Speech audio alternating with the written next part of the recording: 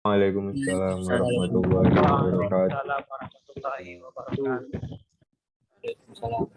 Biniyatin qabli du'aina wa du'aikum wa hajatina wa hajatikum wa hajati ahlina wa ahlikum wa hajati talamidina wa jam'iyatina wa masyayihina wa khususan ala muallifi hadzal kitab wa khususan ala Mabla Ibnu Sina wa usulihim wa furu'ihim annam wa hayyu li darajatihim fil jannah wa yu'idu alaina min barakatihim wa asrarihim wa anwarihim wa ulumihim wa nafahatihim fid din wad dunya wal akhirah.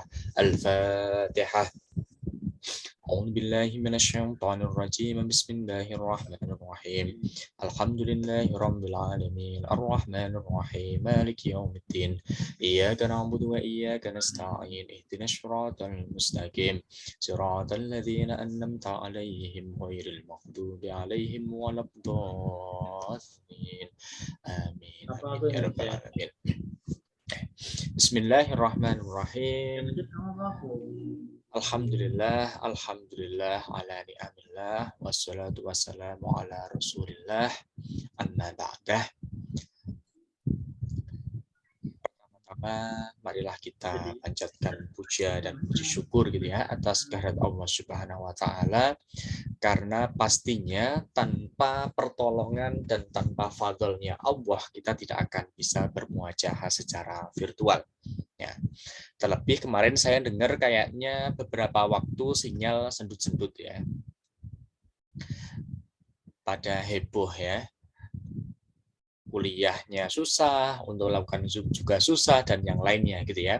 Tapi alhamdulillah kita diberikan kesempatan oleh Allah pada malam ini bisa berkumpul dalam room Zoom ini ya, yang secara majanan ya, gratis ya, karena saya tidak punya yang berbayar ya, cari yang majanan aja ya, yang gratis-gratis saja, yang free.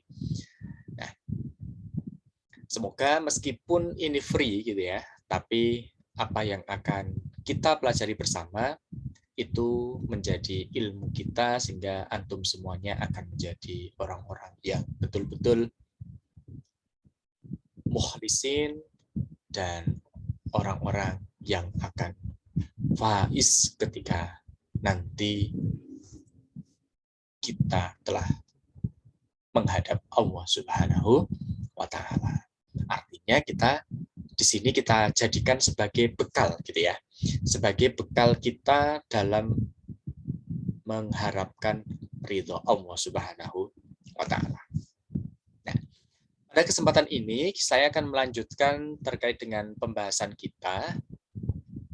Karena ini hari Rabu ya, hari Rabu sesuai dengan apa yang disampaikan oleh Mahat gitu ya, bahwa kita membahas kitabnya adalah Arba'in Nawawiyah gitu ya.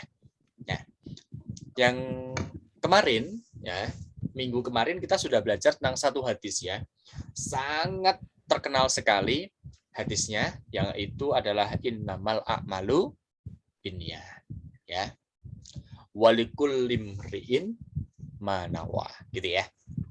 Artinya semua tergantung pada niatnya. Tapi perlu digarisbawahi, niat di sini harus sesuai dengan niat syariat Islam. Nah, di sini saya akan melanjutkan untuk hadisnya, karena sesuai silabus enggak hadis kedua ternyata. Ternyata langsung meloncat hadis kelima. Nah, saya husnudon aja ya, husnudon bahwa antum sudah paham hadis kedua, ketiga, dan keempat, gitu aja ya. Ternyata sesuai silabus yang harus disampaikan adalah hadis kelima. Sebentar. Apakah sudah muncul? Sampun ya? Sudah, Ustaz. Sampun ya. Oke. Nah, karena sudah muncul, saya akan membacakan hadisnya ini, gitu ya. Misal kalau saya slideshow lebih jelas kayaknya. Oke.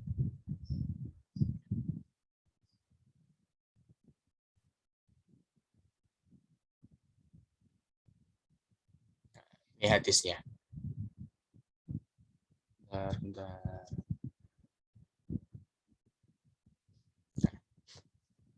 Jadi bab yang kedua tentang Arba'in Nawawi ya. Ini al-hadis wal al-khamis gitu ya.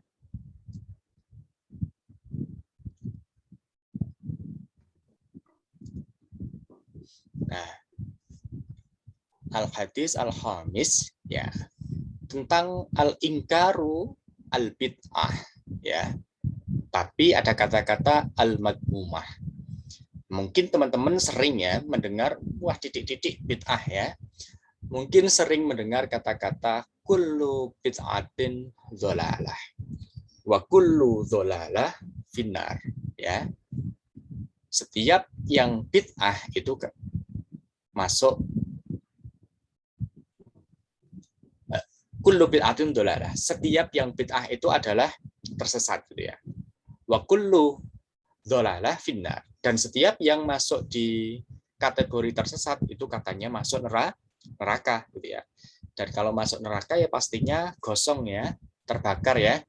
Karena neraka isinya adalah api dan bahannya itu adalah batu dan manusia. Manusia di sini adalah manusia yang tidak meyakini atas Allah Subhanahu wa taala. Artinya adalah malaikat manusia yang kafir, gitu ya. Nah, ini hadisnya simple ya. An Ummil Mukminin Ummil Abdillah Aisyah radhiyallahu anha qalat. An Ummil Mukminin, dari ibunya para mukminin. Siapa ibunya para mukminin? Yaitu adalah Siti Aisyah, gitu ya.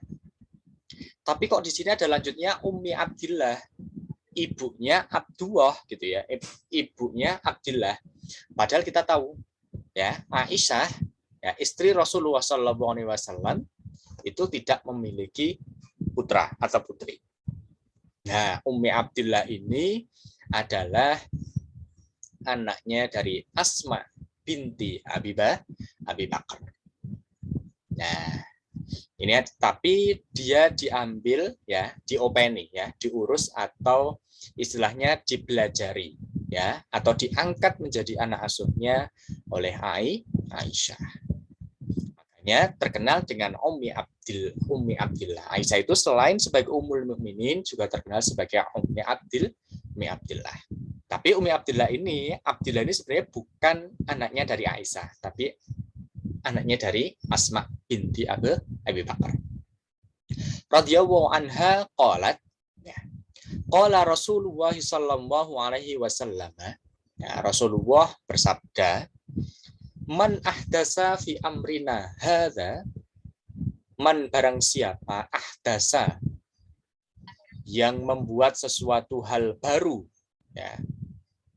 Hadis itu nanti kalau teman-teman bisa memahami gitu ya, itu nanti hal yang al-hadisah itu adalah masa depan ya. Fi amrina, dalam perkara kita atau perkara kami, dalam perkara kami ini adalah yaitu pastinya perkara yang jadi tuntunannya Rasulullah Shallallahu Alaihi Wasallam. Hadza ini gitu ya. Ma laisa minhu, gitu ya. Maka bukan dari perkara tadi, kalau tidak masuk dalam perkara tadi, fahuwa raddun. Maka ma laisa minhu tadi, gitu ya, perkara yang tidak sesuai dengan tuntunan Rasulullah itu raddun. Artinya apa? Tertolak. Berarti dia terhempaskan ya. Mardudun, artinya tidak diterima. Rawahul Bukhari wa Muslim. Ini diriwayatkan oleh Imam Bukhari dan Muslim. Kalau kita berbicara ini sahihnya Bukhari sama Muslim, gitu ya, terkenal dengan hadis sahihnya, gitu ya. Wa fi riwayatin lil muslimin, akan tapi dalam riwayat Muslim, ya, matannya berbeda. Matan itu adalah isi hadisnya, gitu ya. Kalau Imam Bukhari, Imam Muslim itu namanya perawinya, gitu ya. Tapi kalau matannya isinya apa? Kalau menurut Imam Muslim ya, man amila amalan laisa alaihi amruna fahuwa raddun. Sama di belakangnya fahuwa raddun. Man barang siapa amila telah melakukan amalan suatu perkara, gitu ya, laisa alaihi, gitu ya, akan tetapi tidak masuk atasnya suatu perkara tadi, amruna dari agama kita itu pastinya Islam, gitu ya, fahuwa raddun, maka itu tertolak juga. Jadi di sini itu memberikan suatu gambaran dari hadis ini, gitu ya. Kalau kita berbicara tentang adanya suatu hal yang baru, gitu ya, dan itu tidak sesuai dengan syariat atau tuntunan agama Islam, gitu ya, maka itu tertolak atau ditolak, gitu ya. Kalau ditolak berarti tidak diterima, gitu ya, karena kita dalam beragama itu berdasarkan atas wahyu, gitu ya, yang diturunkan via malaikat Jibril kepada Nabi Yuna Muhammad Shallallahu Alaihi Wasallam, gitu ya. Kemudian dilanjutkan kepada para sahabat, tabiin hingga para ulama sampai sekarang, sehingga kita bisa mendapatkan alhamdulillah dengan rizki yang luar biasa, yaitu rizki beragama Islam. Maka sebenarnya kita harus kita syukuri. Kita menjadi agama Islam ini harus patut kita syukuri. Karena di luar sana, gitu ya, masih banyak ternyata juga yang tidak seirama dengan kita, gitu ya. Artinya dia non-muslim, gitu ya. Karena kita muslim, maka kita harus pantas bersyukur. Karena apa? Sejak lahir kita sudah diberikan label, gitu ya, oleh kedua orang tua kita untuk beragama Islam. Nah, tapi juga ada, gitu ya, mungkin kedua orang tuanya mungkin tidak Islam, tapi ternyata menemukan jalan yang diridhoi, akhirnya dapat petunjuk, ada yang masuk Islam. Nah, itu memiliki cara yang berbeda-beda. Tapi kalau kita di awal sudah beragama Islam, alhamdulillah kita mendapatkan rezeki yang luar biasa. Nah, akan tetapi, gitu ya, ini loh yang sering dipakai oleh orang-orang, gitu ya, ketika dikit-dikit muncul sesuatu yang baru, maka dia langsung bid'ah, gitu ya. Dan kalau sudah berbicara bid'ah, padahal bid'ah itu adalah sesuatu yang baru, gitu ya. Nah, kalau sesuatu yang baru, langsung kullu bid'atin dolalah, langsung dianggap dolalah, sesat wis, gitu ya. Dan kalau berbicara sesat, kembalinya ke neraka. Nah, jadi itu yang harus kita garis bawahi ketika kita memahami tentang al-hadis al-khamis, tentang ingkarul bid'ah al-madmumah. Di sini ada kata-kata ingkarul bid'ah. Kita harus memang ya menolak ya suatu bid'ah, akan tapi yang sifatnya adalah madmumah. Madmumah itu lawannya adalah mahmudah. Mahmudah itu terpuji, kalau madmumah itu berarti tercela. Nah, dari hadis ini ya, itu awalnya, gitu ya, muncul sebenarnya sebagai berikut. Nah, makna dari hadis itu ya, awalnya pemahaman terkait dengan hadis itu tentang akidah Ahlus Sunnah wal Jamaah. Artinya ketika akidah kita dengan Ahlus Sunnah, gitu ya, kemudian juga mengedepankan wal jamaah, artinya wal jamaah di sini kita harus satu padu, gitu ya. Artinya apa? Jangan sampai karena kita berbeda atau tidak sama dengan saudara kita yang lain, langsung kita menyalahkan. Nah, akhirnya muncul Ahlus Sunnah wal Jamaah ini, gitu ya, memunculkan beberapa pendapat. Nah, kita harus tahu bahwa ketika para ulama itu untuk mengambil suatu hukum, gitu ya, itu tidak serta-merta langsung bicara haram, nggak boleh, enggak. Akan tapi apa? Butuh proses yang sangat panjang. Nah, sehingga muncullah selain ahli sunnah wal jamaah ya, ada muncul qadariyah, ada muncul jabariyah, ada muncul golongan mu'tazilah, banyak lagi ya. Qadariyah itu ya salah satu golongan, pokoknya hanya yakin dengan qadar saja. wis pokoknya saya pasrah kepada Allah Subhanahu wa taala, saya enggak kerja, pasti saya akan dikasih makan oleh Allah Subhanahu wa taala. Itu salah satu pemahaman yang sifatnya adalah qadariyah. Pokoknya wis dengan kadar yang ada ya wis ya. Dengan takdir yang ada itu ya wis, pokoknya nggak ngapa-ngapain pasti akan diurus oleh Allah Subhanahu wa taala. Ya enggak apa-apa gitu ya. Tapi ya betul-betul kita harus memahami, memaknai gitu ya, apa yang ada dari setiap golongan itu. Dan kita nggak boleh langsung berbicara, oh bahwa qadariyah itu salah. Bahwa kalau kita pengen makan, gampangnya misalkan ya kita harus bekerja gitu ya. Ya itu kalau kita mengedepankannya ya, bahwa pemahaman kita mungkin ya kita harus berusaha dulu, ada ikhtiar gitu ya, baru akan muncul ke dalam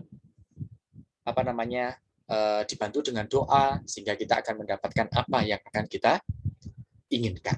Nah, itu kalau kita memiliki pendapat seperti itu. Tapi kalau antum berpandangan wes pokoknya saya hanya berdoa tok wes pasti Allah akan memberikan kepada saya. Wah, buktinya itu ibunya Nabi Isa alaihissalam. Siapa? Dewi Maryam.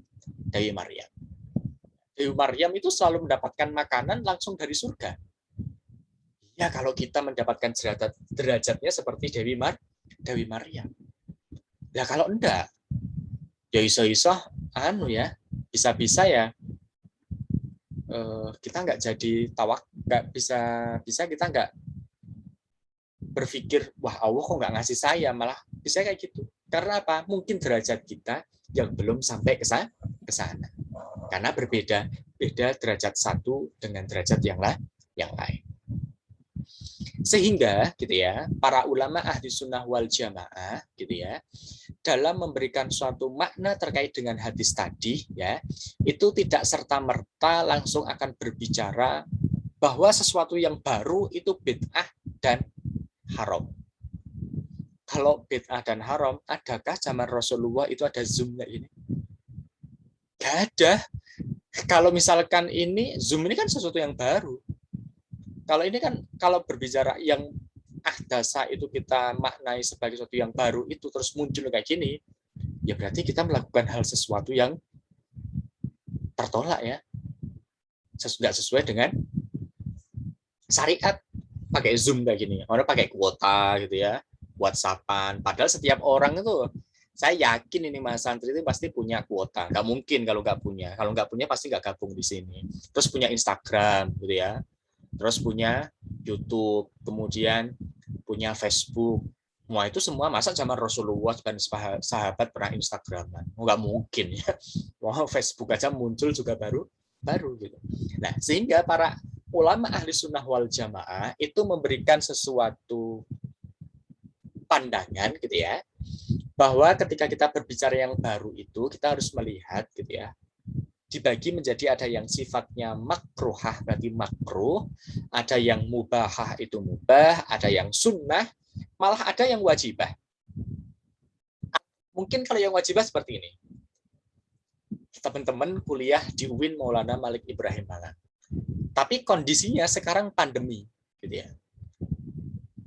Hal yang baru yang bisa dilakukan cara kuliahnya apa? Online, Zoom, Google Meet. Ini wajib malahan. Meskipun ini bid'ah gitu ya. Sesuatu yang baru.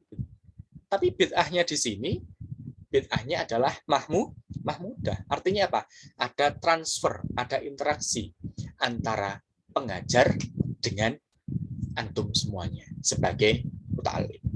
Nah, seperti itu. Nah, jadi jangan serta-merta gitu ya. Ketika kita memahami sesuatu yang baru itu jangan langsung menjustifikasi bahwa yang kita lakukan baru maka itu nggak sesuai dengan syariat.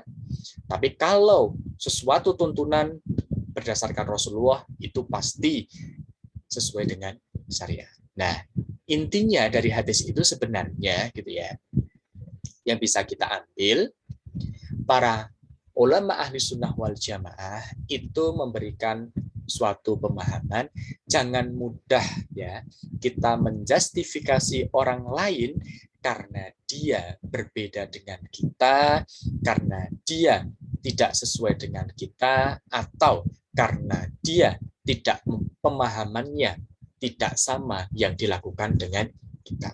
Karena setiap orang mungkin akan memiliki pemahaman yang berbeda-beda. Jadi, ketika kita berbicara ahdasa di sini yang baru, kita harus berhati-hati, jangan sampai gitu ya, karena dia tidak sesuai atau nggak sependapat dengan kita, langsung kita anggap bid'ah. Ketika bid'ah, kamu sesat wes, sesat ya masukan rokok dewe. Loh, Wong Rasulullah SAW sendiri pernah bersabda ya, barang siapa yang mengatakan saudaranya muslim itu kafir, sebenarnya dirinya sendiri telah menjerumuskannya ke dalam lembah kekafiran. Karena apa? Yaitu tadi, harus berhati-hatinya kita dalam memahami sesama saudara kita muslim khususnya, gitu ya. Kemudian kalau yang non-muslim ya kita tetap harus menghormati. Karena apa? Ukhuwah Islamiyah kita itu mengajarkan ya, tidak hanya urusan kepada Allah tapi juga hablum minannas. Nah, hablum minannas itu tidak mandang sama agama saja. Artinya apa? Semua yang tidak sama dengan kita harus menghormati. Nah, ini ada kisah terkait dengan kemunculan hadis ini ternyata. Bahwa gitu ya, Rasulullah SAW itu memiliki seorang sahabat, dan ternyata sahabatnya ini memiliki seorang putra, dan putranya ini bekerja di suatu tempat.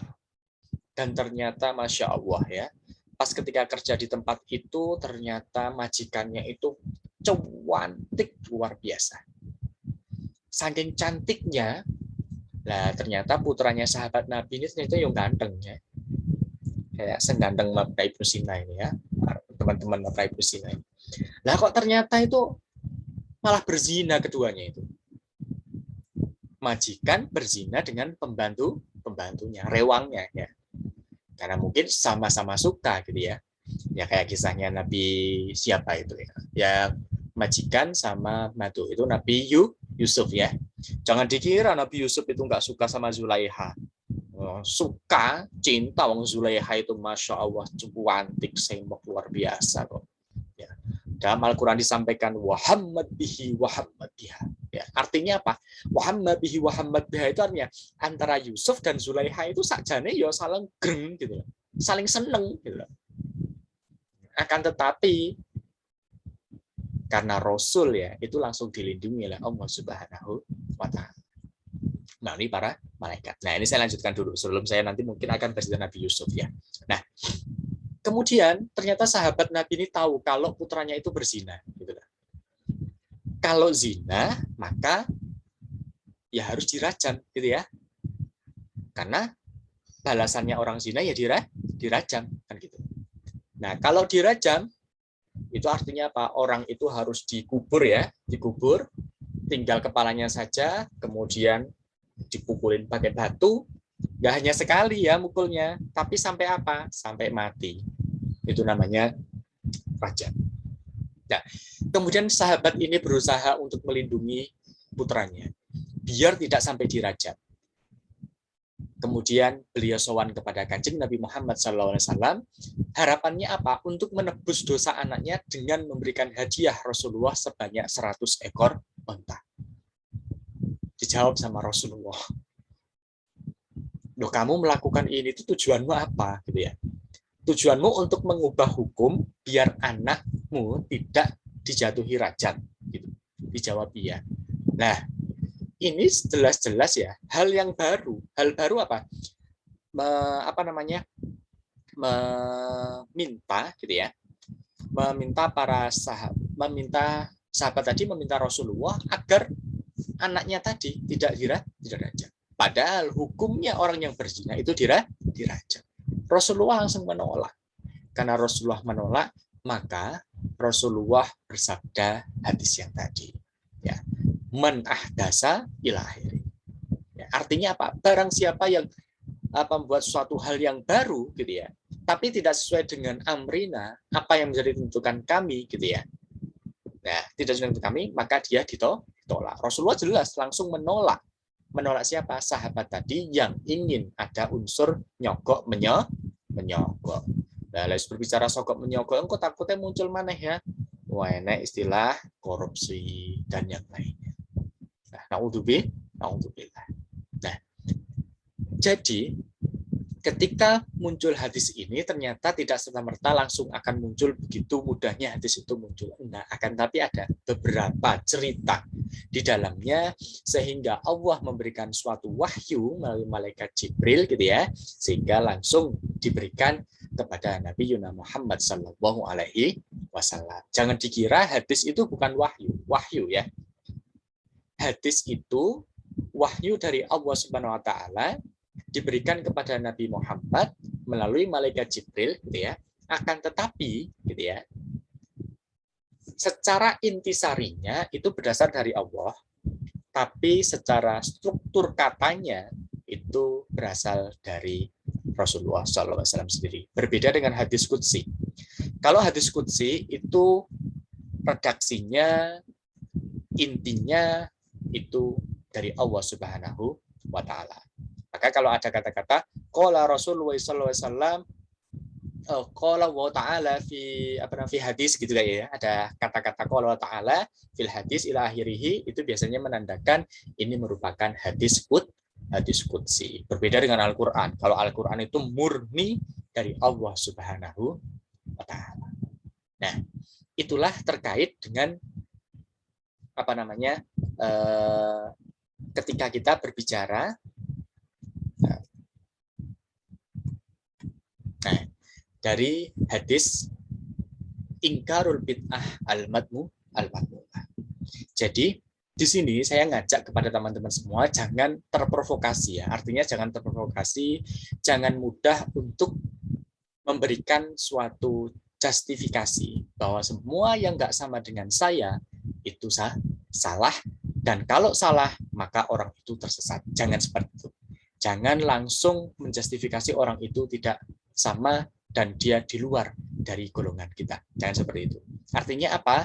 Kita harus tabayyun. Cari yang baiknya seperti apa, yang benarnya seperti apa, karena yang berhak untuk menjustifikasi orang itu hanya Allah Subhanahu wa Ta'ala. Karena kita sesama makhluknya Allah Subhanahu wa Ta'ala, tidak boleh saling menjatuhkan, tidak boleh saling menjelekkan satu sama yang lain. Nah, akan tetapi nanti ketika teman-teman mungkin akan belajar tentang kitab Qomul-Utuhiyah, di situ ada ya beberapa hal yang memang harus kita lakukan. Salah satunya kita menjauhi orang ahlu bid'ah, orang yang ahli dalam bid'ah, malah wajib kita jauhi. Ada ulama berkata seperti itu. Kenapa kok kita harus menjauhi? Ya, tapi situ ada keterangan. Kita harus menjauhi ahlu bid'ah itu betul-betul ketika orang itu jelas ya melakukan sesuatu hal yang baru dan itu keluar dari syariat dan tuntunan dari ajaran Rasulullah SAW melalui para sahabat, kemudian para tabi'in hingga para ulama. Maka kita harus menjauhinya. Nah, artinya bid'ah di situ di dalamnya sudah jelas secara implisitnya di situ adalah bid'ahnya adalah bid'ah yang madmu'ah.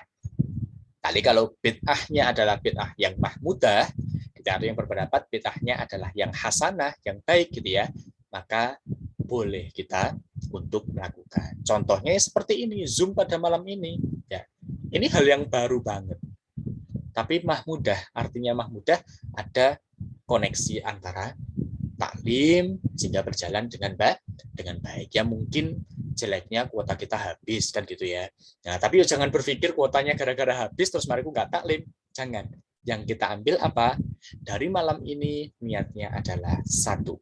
Kita menghilangkan kebodohan kita sehingga kita akan menjadi orang-orang yang mampu menjalankan apa yang sudah diajarkan oleh Rasulullah melalui para ulama dan seterusnya. Nah, itulah terkait dengan hadis yang kelima. Nah, mungkin itu yang bisa saya sampaikan. Nah, saya stop screen dulu, saya stop share ya. Nah, adakah yang mau bertanya? Monggo, karena kita diminta untuk diskusi ya. Di sini apalagi ada Mas Musrif ya, Mas Safrin. Nanti kalau nggak ada diskusi saya kena centang ya. Monggo ada yang bertanya silahkan. Tapi kayaknya ini Zoom-nya tinggal beberapa menit lagi ya. Nanti kalau misalkan habis boleh join lagi. Langsung join aja di link yang sama. Monggo silahkan untuk bertanya. Atau mau diskusi apa. Tapi jangan sesuatu yang susah ya, takutnya saya nggak bisa jawab. Kalau saya bisa jawab, saya jawab. Tapi kalau nggak bisa jawab, PR buat saya. Saya akan bertanya Izin, kepada Ustaz. yang ahlinya. Monggo, izin. Monggo. Sedangkan saya Presiden Subi, Ustaz, izin bertanya, Boleh. gimana kalau misalkan kita itu bersedekah kepada orang, tapi uang yang kita sedekahkan itu dimanfaatkan tidak benar, gitu, Ustaz. Oke. Apakah sedekah itu bermanfaat bagi kita atau malah tidak, gitu, Ustaz? Terima Oh kasih. gitu. Oke. Oke, syukran dari Mas Frasendi Ali ya tadi ya. Ya, Ustaz. Nah, ketika kita bersedekah, ternyata uang yang kita sedekahkan tadi ternyata digunakan untuk hal yang tidak bagus atau bahkan gitu ya, keluar dari yang tidak sesuai. Artinya malah digunakan untuk maksiat atau yang lain gitu ya. Nah, sesuai dengan niatnya sampean, innamal a'malu binniyatnya kita pakai. Artinya begini. Ketika sampean itu niatnya bersedekah, ya, artinya apa? Mungkin ada orang kesusahan gitu ya. Kita niatnya adalah membantu untuk menjadikan orang itu mungkin ya biar bisa lebih baik lagi atau minimal ya tidak susah daripada sebelumnya. Itu sudah menjadi catatan baik untuk kita. Gitu. Lah kok ternyata pas ketika kita sedekah gitu ya. Orang tadi kok malah ternyata menggunakan uang sedekah kita, mohon maaf ya, malah digunakan untuk berjudi gitu ya, atau malah digunakan untuk mabuk-mabukan, atau mohon maaf malah mencari perempuan atau yang lain gitu ya. Terus bagaimana? Wah, berarti kita lah menjadi wasilah menjerumuskan orang itu menuju hal yang tidak baik gitu ya. Mungkin berpikirnya seperti itu. Jangan berpikir ke sana. Jangan berpikir ke sana. Karena kalau kita berpikir ke sana, nanti kita malah tidak akan sedekah. Ketika sedekah kita baik yang kita berikan, itu sudah akan mendapatkan pahala dari Allah Subhanahu wa taala. Itu hanya niat loh ya. Niat kita akan sedekah kita sudah dicatat 1. Tapi kalau kita sampai memberikan, maka kita akan dicatat nilainya menjadi 3. Kalau sudah kita serahkan, ya, ternyata kok digunakan untuk hal yang tidak baik, ya itu berarti urusannya orang tadi. Kenapa kok dikasih malah digunakan yang tidak baik? Gitu. Akan tapi kalau digunakan dengan hal yang baik, maka itu menjadi amal jariah kebaikan kita. Nek kebaikan kita dapat, ya. Tapi kalau kejelekan, ya kita tidak akan mendapatkan. Karena apa? Kita tidak ada unsur berkongsi. Terus kamu tak kasih sedekah ini, kamu bebas wes melakukan hal maksiat apapun. Dan seperti itu. Kecuali Anda memberikan, wes kamu tak kasih ini wes, terus kamu boleh wes ngapain aja, maksiat pun boleh. Ya kita ikut dosa karena apa? Kita menjembatani. Wong harapannya mungkin orang susah tadi gitu ya. Jangan sampai melakukan sesuatu hal yang tidak baik. Nah, seperti itu. Nah, jadi kita tetap akan mendapatkan pahalanya, Mas. Tapi kita nggak akan kena tadi. Karena apa? Kita tidak ada unsur untuk menjerumuskan orang tadi menuju hal yang tidak baik. Gitu Mas Frasendi? Ya, syukur Ustaz. Afwan. Mungkin ada lagi yang ingin bertanya, monggo.